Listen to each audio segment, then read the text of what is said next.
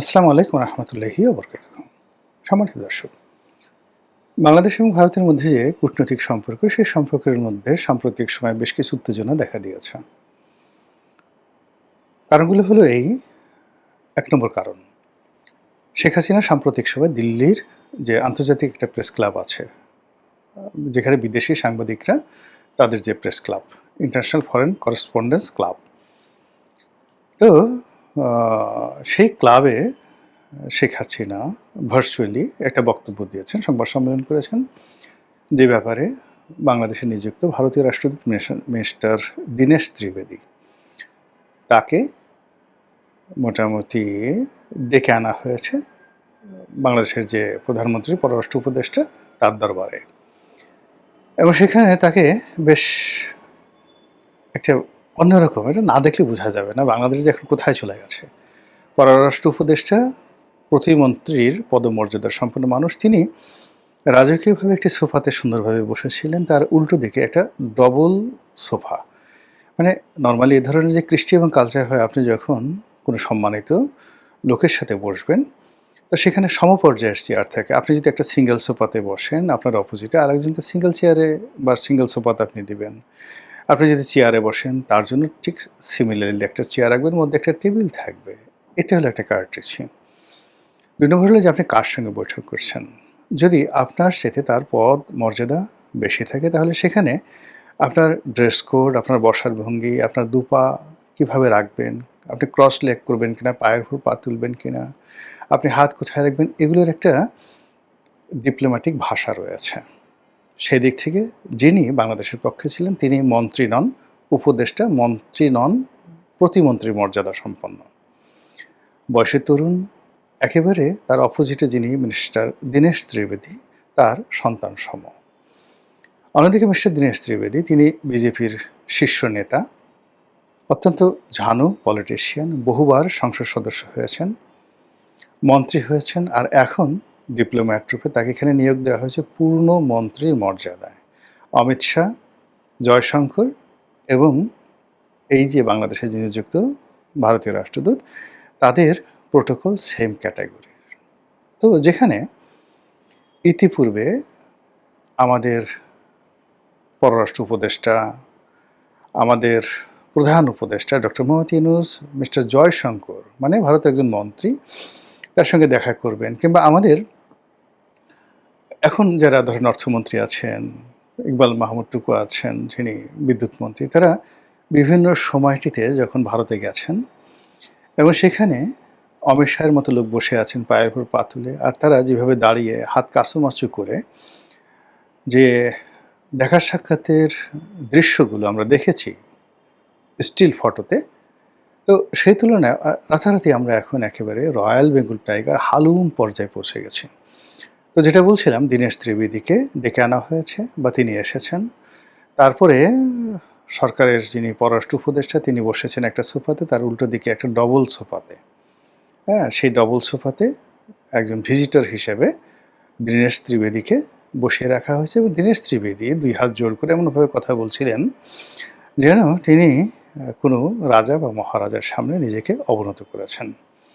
তো সেই বৈঠকে সরকারের পক্ষ থেকে, বাংলাদেশের পক্ষ থেকে মোটামুটি নির্দেশনা দেওয়া হলো, অনুরোধ নয়, নির্দেশনা, যে কোনো অবস্থাতেই শেখ হাসিনা যেন ওখানে বক্তব্য দিতে না পারে এবং এটি কোনো অবস্থাতে মেনে নেওয়া হবে না।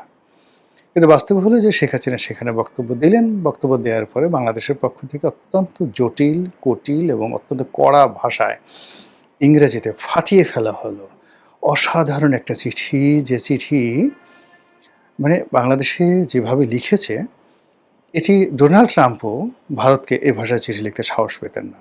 চীনের প্রেসিডেন্ট তো প্রশ্নই আসে না।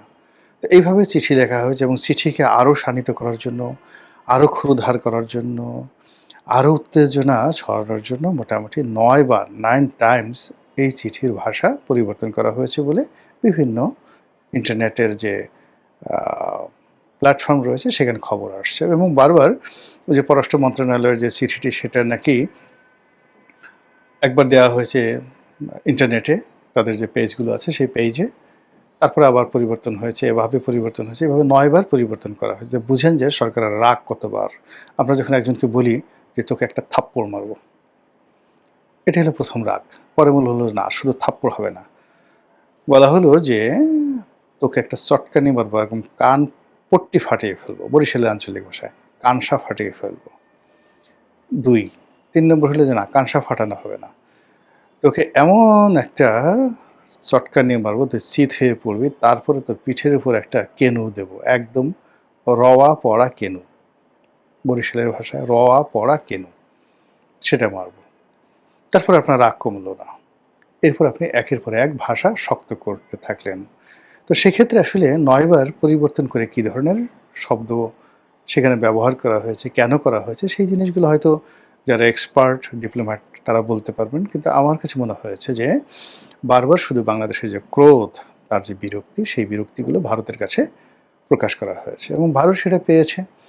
পাওয়ার পরে ভারত যেটি বলেছে ভারতের পক্ষ থেকে সেটি হলো একদম প্রথম বাংলা ভাষায় যদি অনুবাদ করি যে শেখ হাসিনা যে সেখানে বক্তব্য দিয়েছেন এ ব্যাপারে ভারত সরকারের আসলে কিছুই করার ছিল না।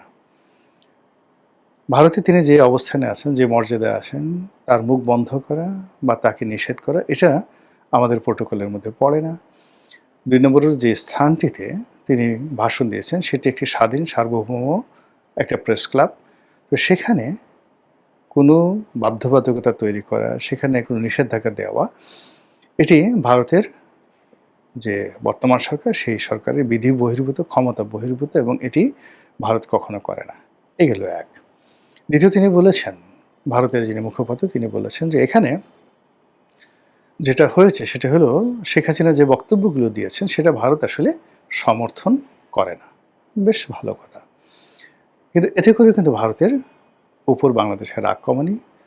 এই মুহূর্তে সরকারকে যারা প্রমোট করছে, যারা পত্রপত্রিকা তারা বারবার বলার চেষ্টা করছেন যে এই যে ভারত যে কাজটি করছে খুবই জঘন্য কাজ করেছে, খুবই মন্দ কাজ করছে। তারা শেখ হাসিনাকে ট্রাম্প কার্ড হিসেবে ব্যবহার করছে, বাংলাদেশের উপর একটা চাপ দেওয়ার চেষ্টা করছে এবং এভাবে যদি করতে থাকে কোনো অবস্থাতে বাংলাদেশের সঙ্গে ভারতের বন্ধুত্ব হবে না। স্বরাষ্ট্রমন্ত্রী তো ডাইরেক্ট বলে দিয়েছেন যে একদিকে শেখ হাসিনাকে ট্রাম্প হিসেবে ব্যবহার করবেন আর অন্যদিকে বাংলাদেশের সাথে বন্ধুত্ব করার চেষ্টা করবেন, এটা হবে না। ফলে এই বিষয়গুলো নিয়ে যখন বাক চলছে, বিতণ্ডা চলছে, তর্ক চলছে, বিতর্ক চলছে, এটার ভবিষ্যৎ কী হবে উই ডোন্ট নো, আমরা জানি না। কিন্তু আমাদের তো একটা আত্মতৃপ্তি পেতে হবে, মনে মনে একটা শান্তি পেতে হবে যে আসলে আমরা কিছু করতে পারি, উই ক্যান ডু সামথিং।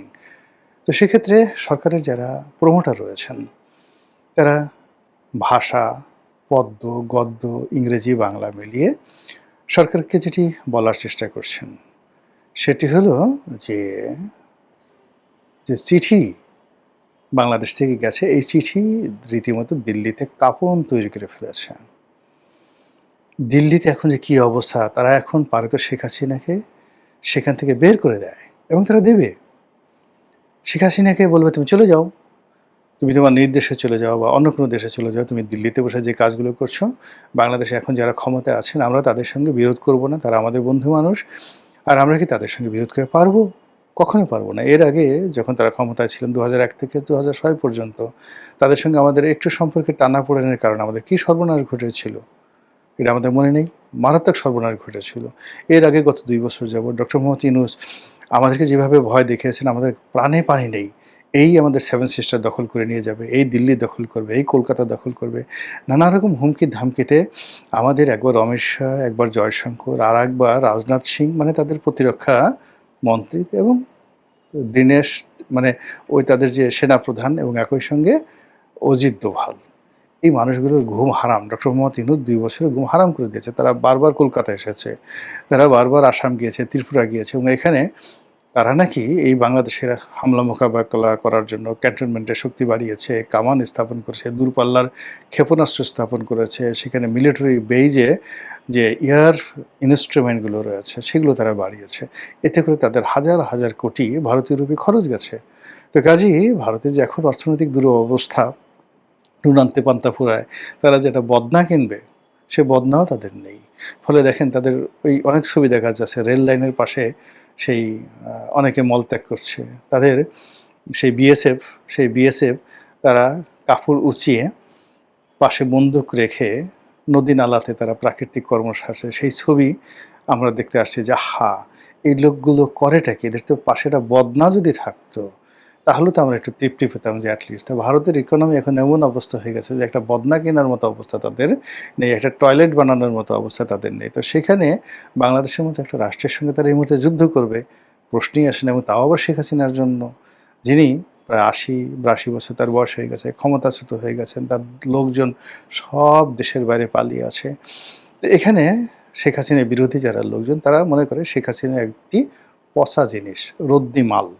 কাজে তাকে নিয়ে ভারত কোনো অবস্থাতেই মাথা ঘামাবে না এবং ভারত শেখ হাসিনাকে যে কোনো মূল্যে ভারত ছাড়া করে সরকারের সঙ্গে বন্ধুত্ব করবে। এই ধরনের একটা কনফিডেন্স যে কোনো কারণে হোক সরকারের যারা লোকজন আছে তাদের মধ্যে জাগিয়ে তোলা হচ্ছে তৃতীয়, চতুর্থ, পঞ্চম পক্ষের মাধ্যমে। তো সেই কারণে কি হলো, আমরা এই বাংলাদেশে বসে আমরা দিল্লির খবর তো জানি না। দিল্লিতে আসলে কি হচ্ছে, কলকাতাতে কি হচ্ছে, ওখানে যারা দিল্লির কর্তা ব্যক্তি আছেন তারা আসলেই কি করতে পারেন, বাংলাদেশ নিয়ে কী চিন্তা ভাবনা করছেন আমরা কিচ্ছু জানি না। কিন্তু আমরা বাংলাদেশে বসে যা টের পাচ্ছি তা হলো সরকার এই মুহূর্তে অত্যন্ত শক্তিশালী। ইতিমধ্যে সরকার সৌদি আরবের সঙ্গে একটা জোট করেছে, সামরিক জোট করেছে। ১৩ দেশীয় একটা জোট করেছে। সেই জোটের মূল প্রতিপাদ্য হলো যে তারা একে অপরের বিপদে এগিয়ে আসবে। কাজেই বাংলাদেশে যদি এখন কোনো রকম সমস্যা হয় ভারতের সঙ্গে, এখানে পাকিস্তান আসবে, সৌদি আরব আসবে, তুরস্ক আসবে, তাদের অঢেল অর্থ আসবে। ফলে ভারতকে আমাদের তো ভয় পাওয়ার দরকার নেই।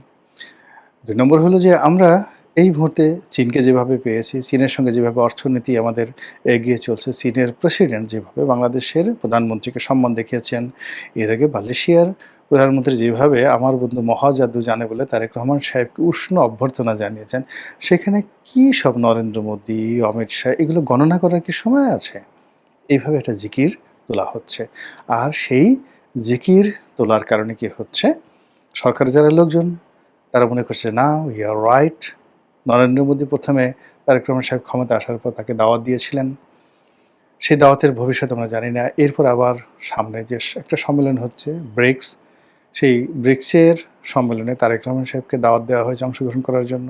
আজকের দিনের খবর হলো সম্ভবত সরকার সমর্থিত যে সকল পত্রিকা রয়েছে তারা বলছে যে সম্ভবত তারেক রহমান সাহেব এই ব্রিক্স সম্মেলনে যাচ্ছেন না। কেন যাচ্ছেন না? এর কারণ হলো তিনি যখন এই সম্মেলনে যাবেন তখন তাকে সম্মেলনের একজন অংশগ্রহণকারী হিসেবে আলাদা প্রোটোকল দেয়া হবে না। কিন্তু যখন দ্বিপাক্ষিক কোনো বৈঠকে সেখানে যাবেন তখন যে সম্মান তিনি পেয়েছেন আপনার বেইজিংয়ে, যে সম্মান পেয়েছেন কুয়ালালামপুরে, একই সম্মান তিনি দিল্লিতে পাবেন।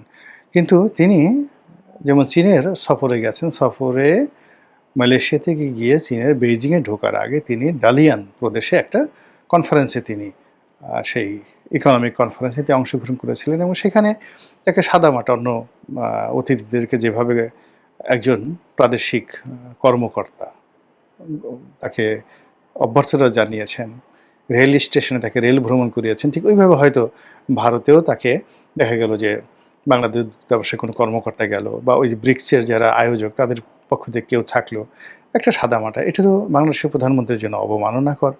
তার গার্ড অফ অনার লাগবে, লাল গালিচা লাগবে। স্বয়ং নরেন্দ্র মোদী এয়ারপোর্টে তাকে আসতে হবে, নরেন্দ্র মোদী রিসিভ করার জন্য। সঙ্গে তার পারিষদবর্গ থাকবে, কামান দাগানো হবে।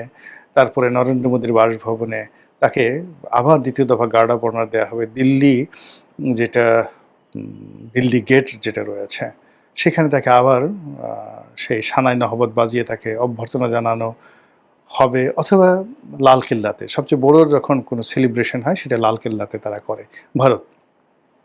তো সেই লালকেল্লাতে, রেড ফোর্টে এরকম অনুষ্ঠান হবে, কিন্তু ব্রিক্সে গেলে তো এই জিনিসগুলো হবে না।